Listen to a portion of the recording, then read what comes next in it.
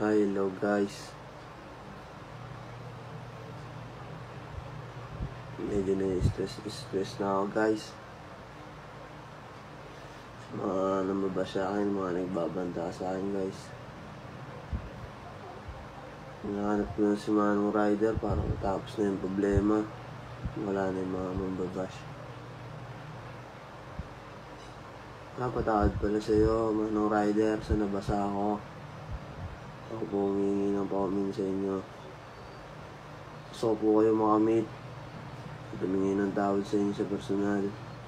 Yung nagawa ko. Tawarin niyo po ako. Kung napapanood niyo po itong video na to, kontakin niyo po yung Dexter Castro.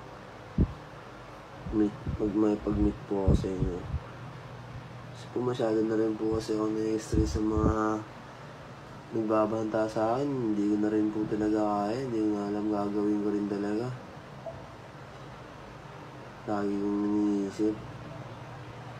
Kaya Manong Rider, kung sana po mapanood niyo po ito.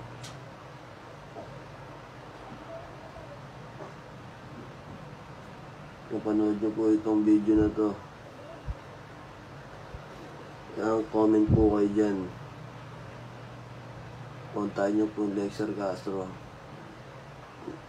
Ako hihingi po ako ng paumanin sa inyo sa personal. At hindi lang po yun, bibigyan ko rin po kayo ng helmet.